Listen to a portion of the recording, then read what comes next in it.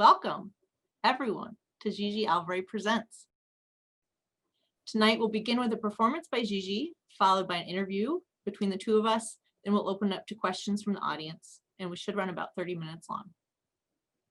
So, those that don't know me, my name is Willa Vogel. I'm the marketing manager here at the Rockwell Museum. In 2020, all of the Rockwell's programs and events have revolved around the theme of advancing women, inspired by the centennial of women's suffrage in the United States. We are very excited to present this evening's program with Gigi Alvaré, who is my former colleague, but also an educator, artist, and performer. From 2001 to 2018, she served as the Director of Education at the Rockwell, and prior to that, a teaching artist, actor, illustrator, and playwright, conducting programs in schools and art centers throughout New York State. As a performer, Gigi has performed at a variety of off-Broadway theaters, including La Mama, etc. As an artist, her work has been exhibited throughout New York State at galleries and art centers. She was awarded the Lifetime Service Award by the Arts Council of the Southern Finger Lakes in 2018. So for this program, Gigi is a recipient of a 2020 NYSCA-funded Individual Artist Grant Award. Homage to the recurring themes in my life is inspired by Kamishibai, a Japanese street theater and storytelling form popular during the Depression of the 1930s in Japan. Excuse me.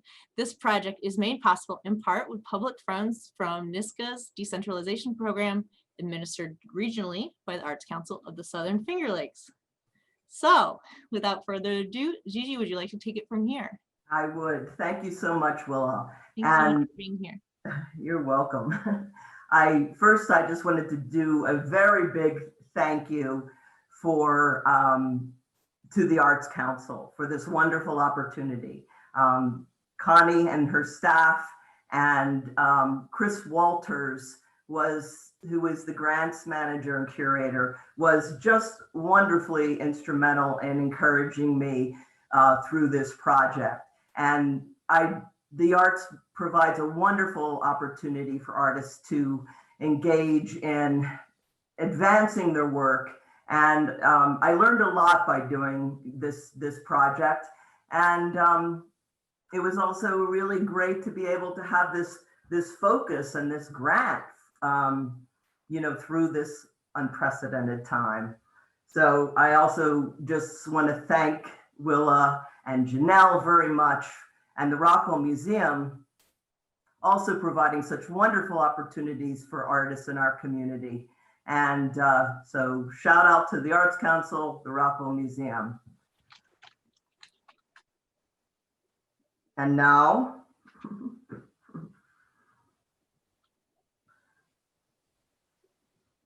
I present Homage to the Recurring Themes in My Life, a little creation story in 8 images. Chaos.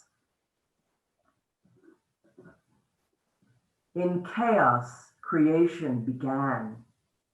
Empty, formless, and disordered matter opens the door before the birth of a new idea, wonderful and terrifying unknown, where all the possibilities exist in life, in love, but sometimes a disconnect between the truth and dream can move the heart to chaos, or so it seems.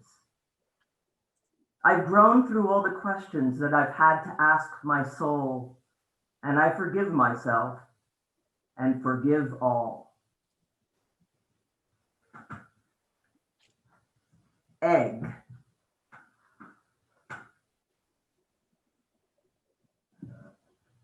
Out of chaos forms the egg. Patience for the incubation, murkiness and hesitation.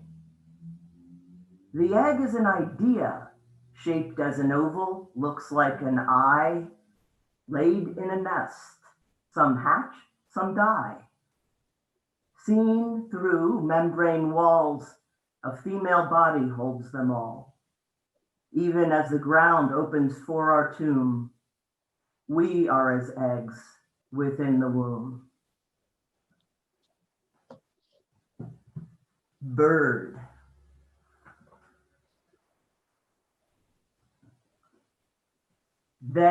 the bird hatched from the egg and sang this.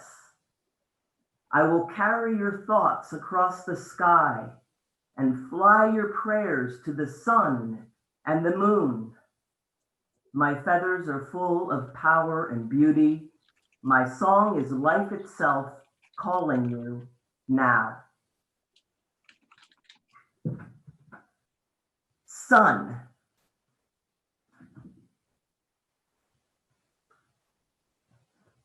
The sun heard the messenger bird, and in perfect distance from the earth, radiated like love, touched all with light, red, yellow, orange, and white, circle of fire, warming bodies, water, earth, and air.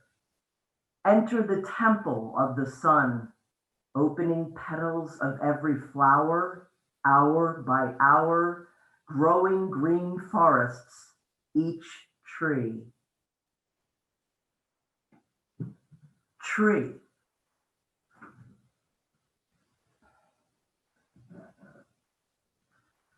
The branching of thought within the brain, the oxygen flow, artery and vein. I am you, and you are me. You are the breath of life, the tree. Apple, pear, cherry, oak, and pine, body of the goddess, strength of time drawn within your rings. The bird will sing and make her nest, human soul will take its rest. The lattice work of sky seen through your leaves opens patterns of possibilities. The salad bowl, violin, ladder, and stair exist because of you, tree. Reaching the length between earth and sky, plant a tree when I die. Beings.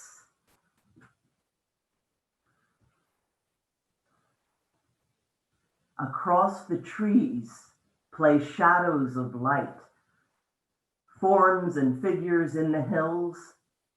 Human, animal, and spirit beings make their presence known. Blessing my life, past, present, future. I have seen the faces carved in time, arms of my mother, voice of my father, power of spirit moves my hand. House.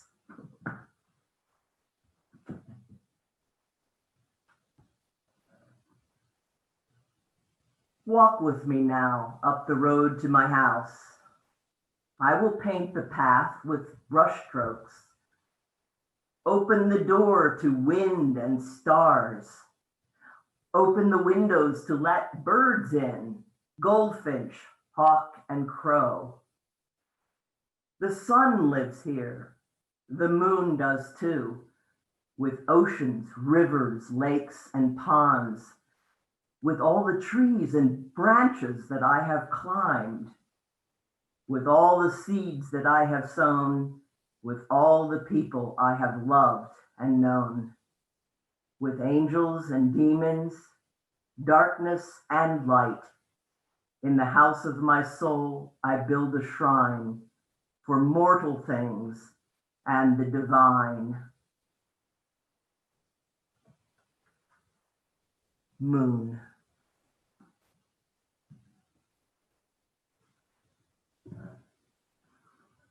Gazing through the window of my house, the moon.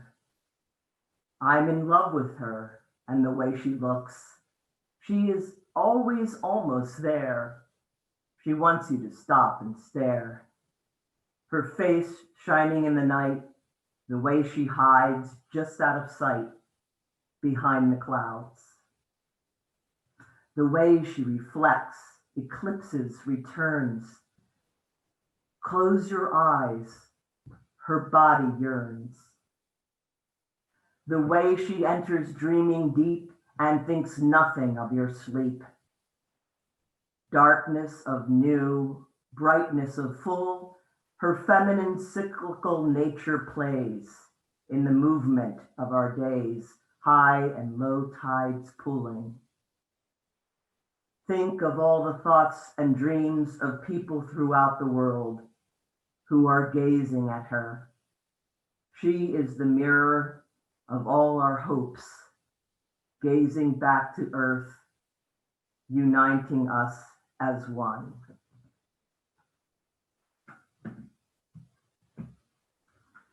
And my dedication for this piece is to all the souls who have passed in this pandemic. So, thank you. Thank you so much, Gigi. That was beautiful. I'm sorry. You'd read it to me before, and it was lovely. Thank you so much. I'm personally also obsessed with the moon, so that final one really grabbed me. And you know, tomorrow is a full moon. Yes, it is. Really great timing. What a beautiful time of year for this program too. Very perfect. So I do have some questions for you, just to let our audience know. Getting some great feedback in the chat, just so you know, people are really moved. That's so nice. Can you tell us a little bit more about your interest in symbols? Sure. Well, you know, symbols are really a way for human beings to express their perception and consciousness. And whether that's done in storytelling or written text or images, it's our way of communicating these essential aspects of things. So I thought it might be time in my own life to, you know, examine some of those symbols that have reoccurred, you know, in my artwork and really are sort of quintessential and essential elements that I think about and in different ways incorporate into my work. Mm-hmm. And can you tell us a little bit more about your inspiration for this project? Sure, I can. Really, the inspiration above all is nature itself. And we are nature, of course. You know, it's not a figure of speech to say the sun is our brother and the moon is our sister, because in fact, in explosions of supernova stars, you know, all the iron that came through space is in our blood. Every oxygen atom in our lungs is really from the stars. So, you know, to think about that, how we are really descendants of all of nature. And I feel like, you know, I wanted to honor nature in terms of doing something that I could do as an artist and a writer, to bring attention to these very important aspects of nature and the fact that it's really our sacred duty to take care of the earth. And right now, it's a very crucial time for all of us to do whatever we can do to preserve the earth for future generations. So by kind of diving in and self-reflecting about these symbols, I was hoping it would be a catalyst for other people to think and identify, you know, about the different images and things and symbols in their own lives connected with nature and reflect on those, and that might help people through this time as well. Mm-hmm. So Gigi, you made a series of short videos for the project. These videos were released through Facebook and the Arts Council. We're going to show one for everyone. Before we do, can you just explain a little bit how this aspect of this project came to be? Sure. Chris Walters, the grants manager and curator at the Arts Council, asked all the recipients of the various grants if they would consider a virtual version of the proposed projects. Mm-hmm. And so I thought I'd take up the challenge, and you know, but my technical savvy is very limited. So I knew just who to get in touch with, and that is my niece Anea and my nephew Asher. They are two teenagers, and during the time that they worked on these videos, they were sheltering at home, and it was such a wonderful bonus of the the pandemic situation that I was able to, make a connection with them. And a big shout out to Anea and to Asher, and thank you so much for your help in this project. That's awesome. So we're going to go ahead and roll the clip.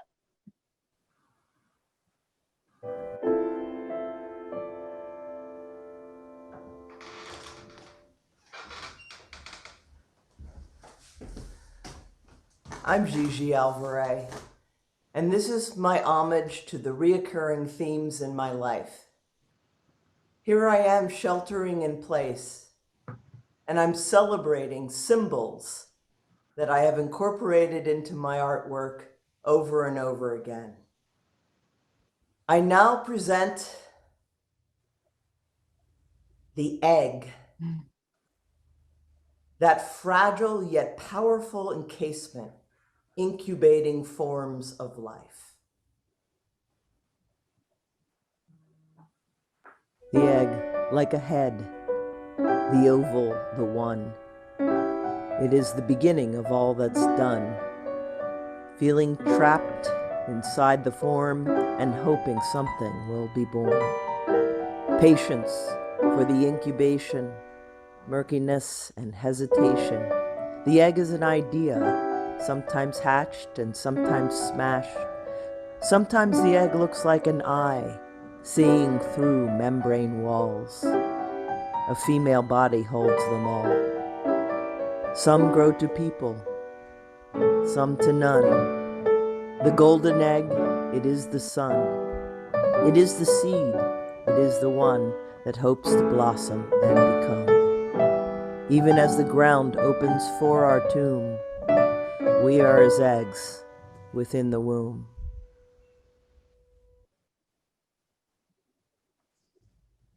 The egg, symbol of new life and beginnings. Now I want to ask you to participate by sharing your thoughts with me. I want to know what thoughts, ideas, and hopes you have been incubating during this unprecedented time. What has been forming in your mind, in your heart, in your life? Please tell me in a few words, a few sentences, or in a poem. Thank you.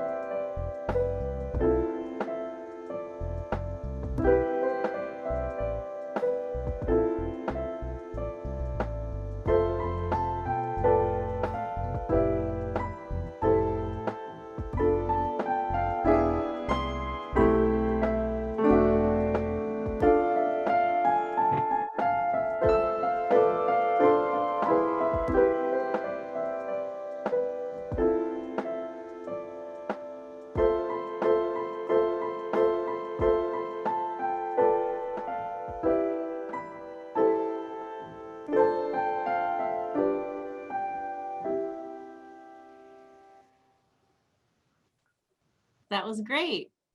We're getting some great comments as well in the chat, Gigi. Wonderful, wonderful. So tell us a little bit more about that video.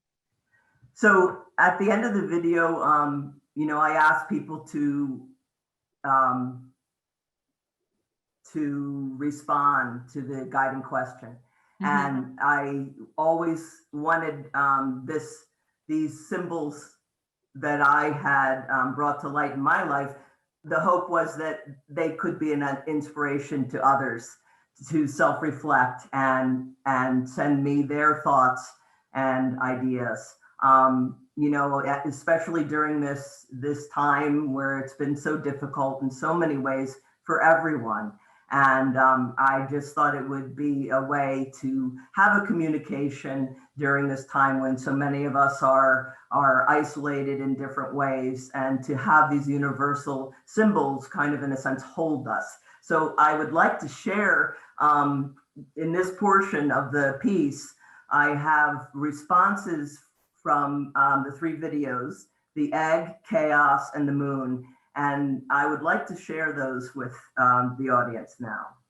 Perfect. Let's do it. These are responses to the egg. And just a little aside, I wanted to include everyone who participated, so I had to shorten everything. Sure. So responses to the egg, and I will read them anonymously, and I'll read them numerically to differentiate them. Okay. Egg. 1, how to hope, not mourn. Open-hearted, I question, but also allow. 2, during this time of sheltering in place, I've often felt like the contents of an egg, trapped inside my daily routine, separated from the warmth of being with family and friends. 3, during this COVID time, I have been sick with respiratory concerns and felt very fragile. I have been aware of how reliant I am on the externals as a source of grounding for myself. This has been a particular challenge since I have not been well physically. My typical persona that I portray to others and have deluded myself into thinking I am entirely is warrior, earth mother. COVID has brought my shadow side to the forefront. This persona is called Little Eggshell. She is vulnerable, light, and cracked. Be careful with her. Tender and loving. I am forced to befriend and love Little Eggshell now, and to have my friends and family get to know her. 4, here is my theme, change and transition. 5, delicate and caring, an egg of so many thoughts and images resonating for each of us. 6, I've been reflecting on how beneficial this slower lifestyle has been, and to remind myself moving forward that I simply must just push pause once in a while. 7, this pandemic has a positive side because some families have understood what it's like to eat and play together. I have learned to reflect more and to run around less. 8, and someone wrote that the many meanings I presented of the egg reminded him of the deconstructionist philosopher Jacques Derrida. 9, if I'm incubating, then who knows what will emerge, but it doesn't feel like movement. It feels like stagnation, a numbing of all my senses, and a lethargy that stops movement. 10, someone sent me a beautiful little photograph of eggshells she had collected in the early spring. That was 10. 11, an artist sent me some wonderful collages, and she says, I have been making collages, and in each one of them have been placing an egg. During this sequestering time, I have been exacting images from my art books, oftentimes while watching the terrible news. 12, so this person wrote to me about a pair of geese that every year come to his place, and the eggs that the female laid 3 years in a row have always been destroyed. So he wrote this wonderful natural history, and the last lines, when he describes what happened, I will read them. Suddenly, I realized I did care about those silly geese and their determination to create a family. While we go through this COVID ordeal, it is nice to know that nature moves on, and in this case, succeeded to win against all odds, previously 0-3. And now I will read selections that I received in response to the chaos image. We have been thinking a lot about what basic and current issues the COVID-19 crisis has heightened and brought out in the open. Continued financial inequality, continued disenfranchisement of the other, and yet the power of good and those thousands of people who are stepping up to help others. These are the true heroes of our country and honest representatives of the American spirit. That was 1. And this is 2. The world is in disarray, and my life is a turbulent whirlwind of exaggeration. Is this anarchy? Are we left to our own devices? The fierce winds shock our systems. Chaos surrounds us, actions in the world, decisions in our lives, overwhelming concerns and desires, the instability of our future or my future. Can we engage with creative, unthinkable approaches and navigate the web of chaos? Creativity can flourish in a state of invigorating uncertainty. 3. This is just a very few lines from an adaptation that this person sent me of the Aztec creation story, in which chaos is at the beginning. And these are just the very last lines. And before there was night or day, on the earth and in the sky, there was a terrible darkness.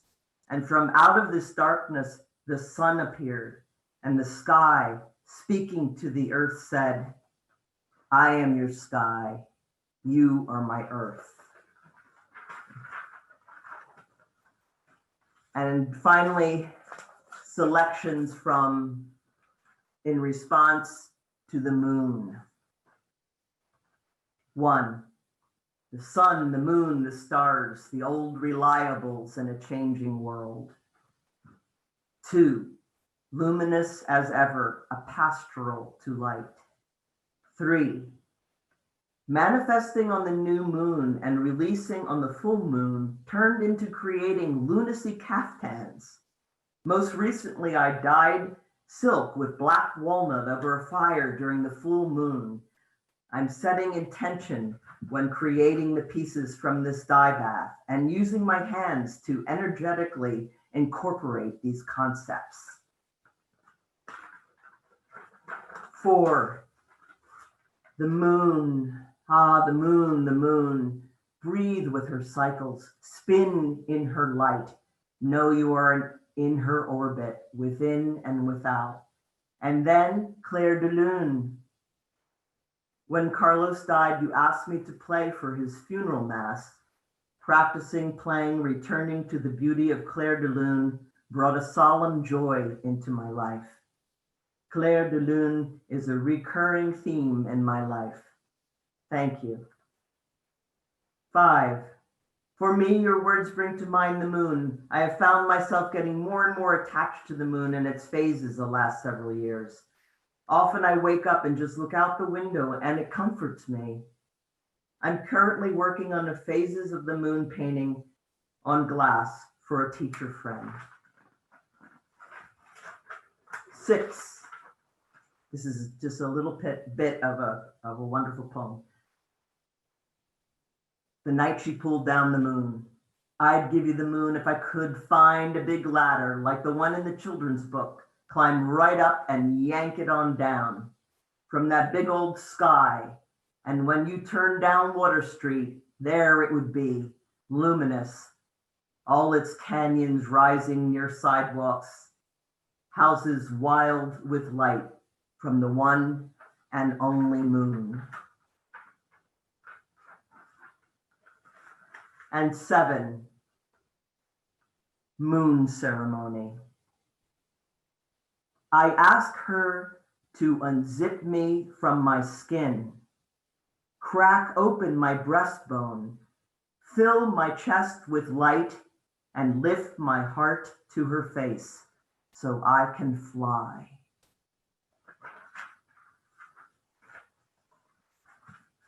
So Wow. I thank everyone so much for these wonderful thoughts and reflections.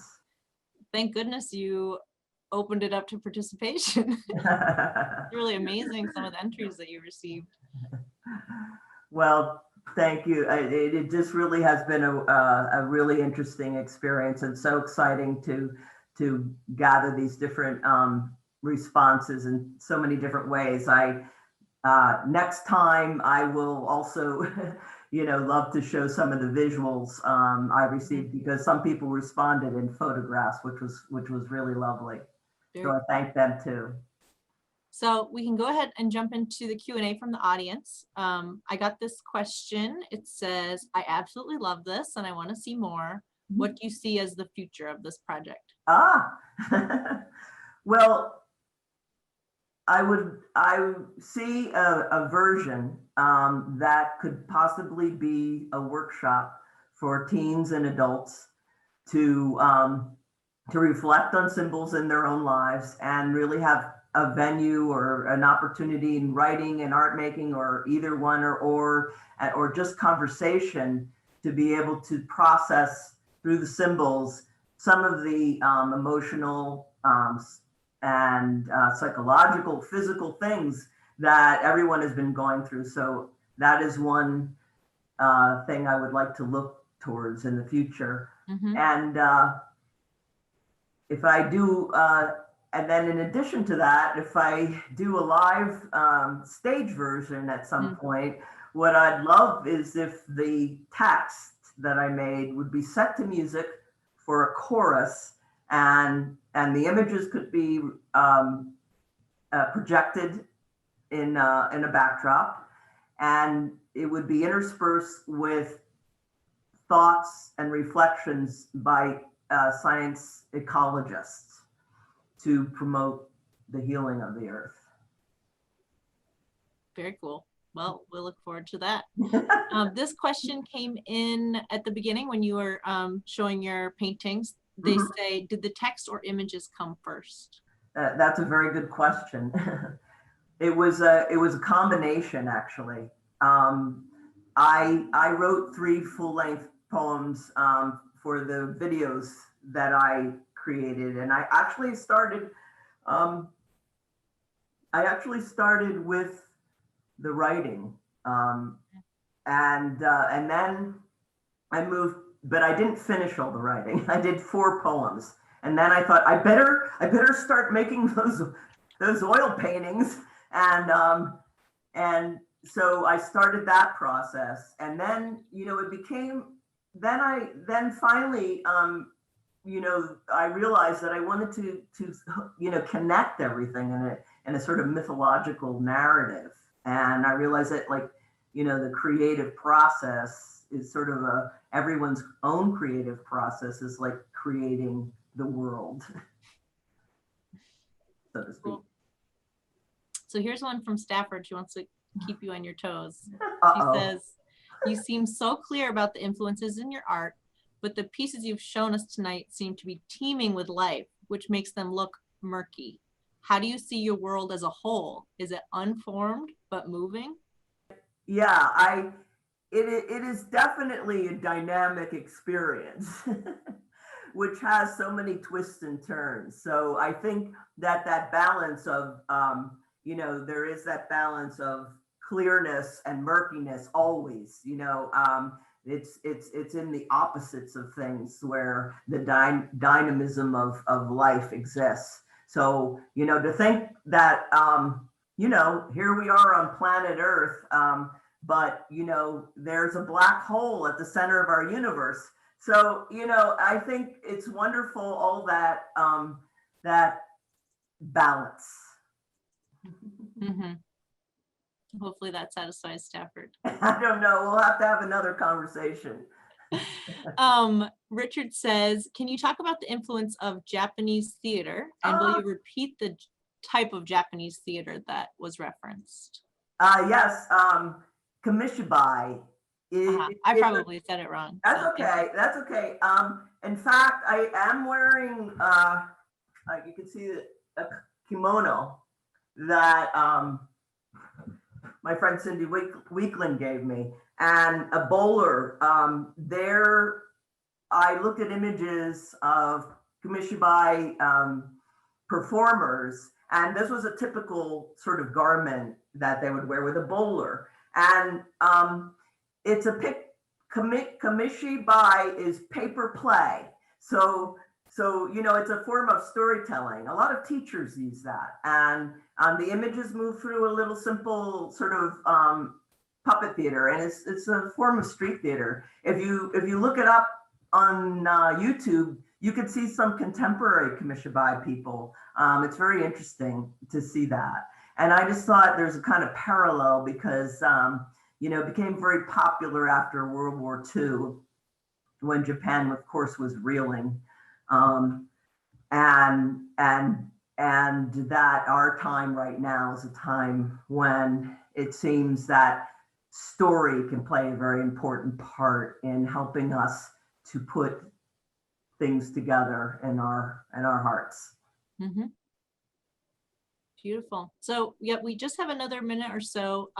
We are a little bit over, but I'd like to do one more question that I'm going to actually combine two that maybe you can answer. Okay. How has the project changed very much with quarantine, but also, how have you found that you have changed through this process, and what kind of hope have you found through this project?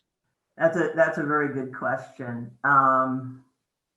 And by the way, I just wanted to go back 1 second and say thank you, Richard, for being there. And thank you, Stafford, everybody who's there. My sister. Okay.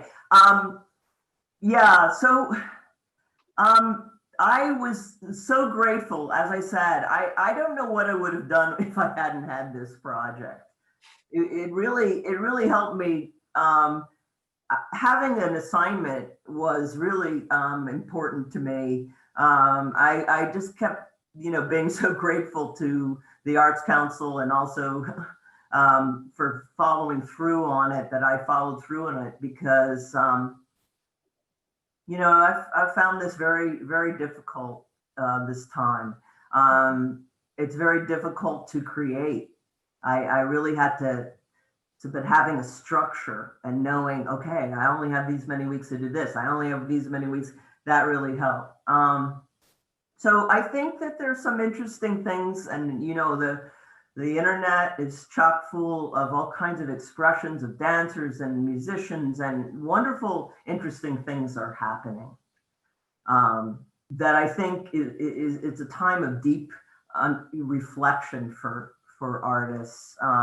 To think about how they can retranslate the experience. But, and I hope, of course, that someday we'll all be able to hug each other again and be together. I think that we all will have learned a great deal from this experience. Mm-hmm. I don't know if that answers the question properly. It answers, I'm sure, a question. Okay. Well, thank you so much, Gigi. That was a lovely, lovely program.